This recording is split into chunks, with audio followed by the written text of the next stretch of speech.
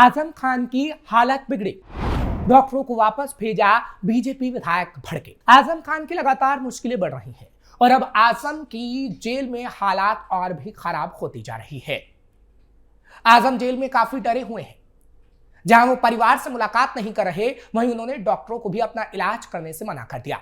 और जैसे ही ये खबर सामने आई तो बीजेपी विधायक भड़क गए और कहा कि यह सब ड्रामेबाजी है। विधायक की वजह से आजम जेल में। जो विधायक आजम खान का इस वक्त ड्रामा बता रहे हैं, वही विधायक अब आजम के लिए उम्र कैद की मांग कर रहे हैं। और इस विधायक ने कसम खा ली है कि अब आजम को उम्र कैद कराकर रहेंगे।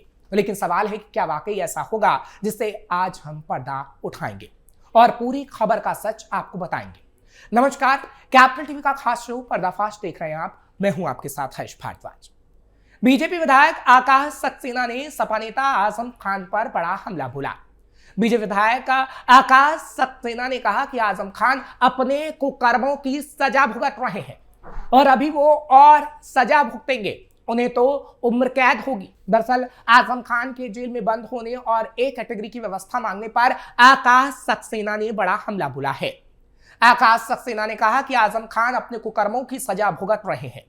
पासपोर्ट मामला, बर्थडे सर्टिफिकेट मामला और पैन कार्ड मामला सब सामने आया और तभी वो जेल गए, यानी वो उनके कुकर्म थे। मीडिया में बयान देने से सच नहीं बदल जाता। उन्होंने कहा कि रामपुर कोर्ट से लेकर सुप्रीम कोर्ट तक हर मामले में उनकी हार हुई है, सत्य की जीत हुई है और दोषी इस वक्त जेल में है और इस दोषी को उम्र भर जेल में रहना होगा। और उन्होंने आजम खान के लिए उम्र कैद की मांग की। आजम से तुलना करने पर भी भड़के। दरअसल आजम खान की एक कैटेगरी की जेल की मांग पर आकाश सक्सेना ने कहा कि कैटेगरी कुछ नहीं होती, जेल में सुविधाएं उम्र और अन्य आधार पर उपलब्ध कराई जाती हैं। किसी के कहने से नहीं, बल्कि जेल के मैनुअल के आधार पर होता है। इतना ही नहीं, आकाश सक्सेना की तुलना आजम खान से करने पर बीजेपी विधायक भड़क गए। उन्होंने कहा कि ऐसे आदमी से तुलना करना जिसने झूठ की नींव रखकर यहां तक आया, मेरी तुलना अगर ऐसे व्यक्ति से होती है तो ये मेरे लिए खराब बात है। आप बता दें कि बीजेपी विधायक आकाश सक्सेना ने ही आजम खान और उनके बेटे अब्दुल्ला आजम पर 2 पैन कार्ड मामलों में शिकायत दर्ज की थी और उन्हीं की वजह से आजम और उनके बेटे इस वक्त जेल के अंदर हैं। आकाश सक्सेना की शिकायत के आधार पर जांच की गई थी, मामला कोर्ट पहुंचा था।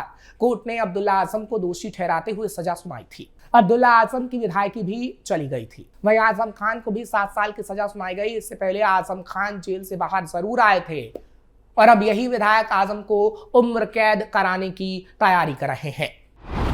पिता की विरासत और राजनीति का सफर। दरअसल आकाश सक्सेना के पिता शिव बहादुर सक्सेना रामपुर की स्वार विधानसभा सीट से लगातार 4 बार बीजेपी के विधायक रहे हैं।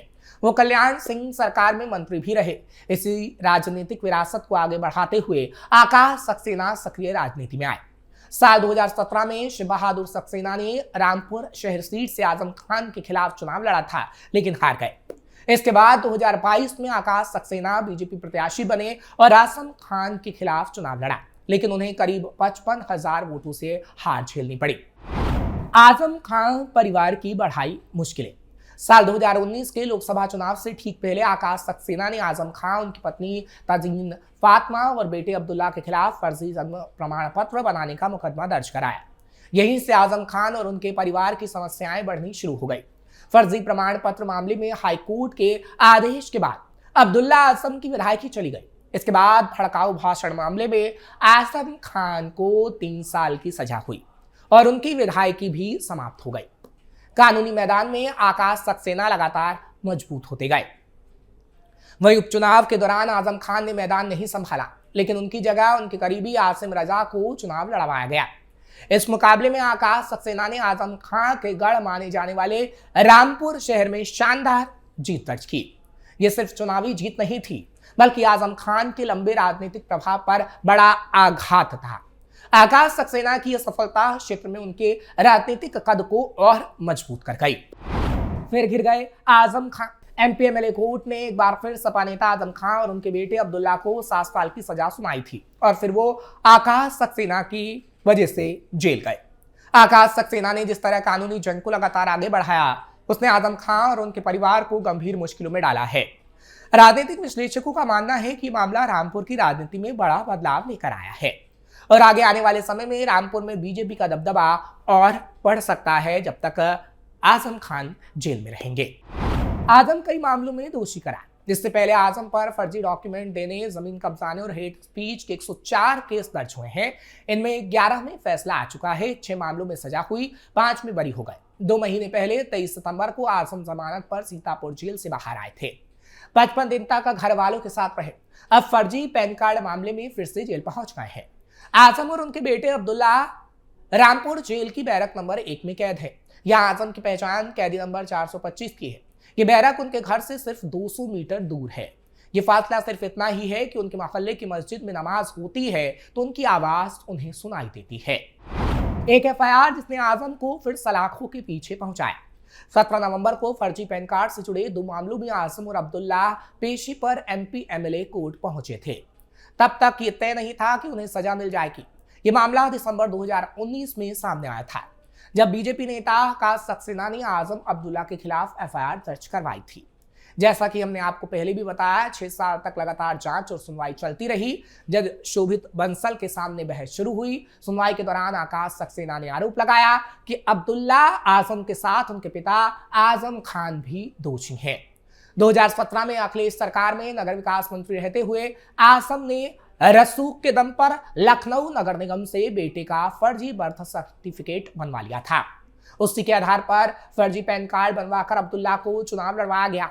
कोर्ट में पेश सबूतों के मुताबिक अब्दुल्ला आजम ने 2 अलग-अलग जन्म तिथियों के आधार पर 2 पैन कार्ड बनवाए। एक पैन कार्ड में डेट ऑफ बर्थ 1 जनवरी 1993 थी, जबकि दूसरे में 30 सितंबर 1990 दर्ज कराई गई थी।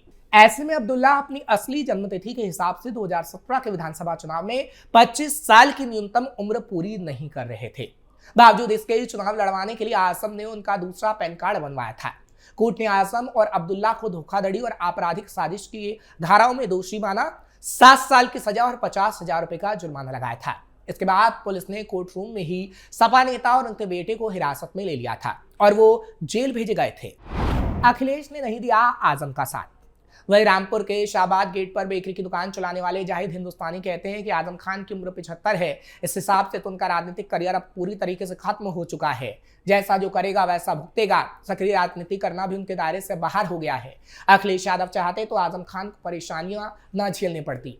उन्होंने बुरे वक्त में साथ छोड़ दिया। अब जितना जीवन उनके पास बचा है, उन्हें आगे आने वाले समय में कोई ऐसा कृत्य नहीं करना चाहिए कि फिर वो जेल जाएं। हालांकि आजम खान के बंद पड़े रामपुर पब्लिक स्कूल के पास रेहड़ी लगाने वाले नसीम फुकरान और जाहिद से जब मीडिया कर्मियों ने बातचीत की तो उनके मुताबिक आजम को जो सजा मिली वो इसके हकदार थे। उन्होंने सत्ता में रहते हुए यहाँ की चीनी मिल बंद करवा दी। गरीब के बच्चों को बेरोजगार भटकने के लिए छोड़ दिया गया। उनकी वजह से मुसलमान सड़कों पर आ गए थे। ऊपर वाला सब देखता है, उन्हें उनके लिए सजा मिली। ऐसा आजम खान के लिए रामपुर के तमाम लोग कहते हैं। 2027 तक चुनाव नहीं लड़ सकते आजम और अब्दुल्ला। यूपी सरकार में कभी कैबिनेट मंत्री रहे आजम ने बीते 5 साल में 50 महीने जेल में काटे। योगी सरकार में आने के बाद 2 बार जेल भी गए। पहली बार फरवरी 2020 से मई 2022 तक और फिर अक्टूबर 2023 सितंबर 2025 तक जेल में रहे। भड़काऊ भाषण के मामले में 2022 में आजम को सजा हुई और उनकी विधायकी चली गई। 2023 में अब्दुल्ला को भी जेल जाना पड़ा था, उनकी भी विधायकी चली गई। अब फर्जी पैन कार्ड केस में बाप बेटे 7 साल की सजा काट रहे हैं। दोनों कानूनी तौर पर 2027 का चुनाव भी नहीं लड़ सकते। ऐसे में बड़ा सवाल उठता है कि लगातार हो रही सजा के बाद क्या आजम का पॉलिटिक्स अब खतरे में है, उनका पॉलिटिकल करियर खतरे में है, क्योंकि अभी कई और मामलों में उन्हें सजा होनी है और अगर ऐसा हुआ तो उनका राजनीतिक करियर पूरी तरीके से खत्म हो जाएगा। और अब तो आकाश सक्सेना ये साफ कह चुके हैं कि आजम खान को उम्र कैद करा कर रहेंगे।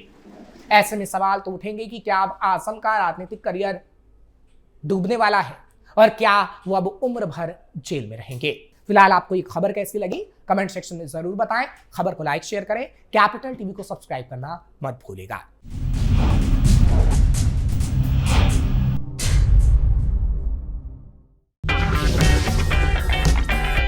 अगर आपको हमारा वीडियो पसंद आया हो तो इसे लाइक करें, हमारे चैनल को सब्सक्राइब करें और हाँ, बेल आइकन दबाना ना भूलें।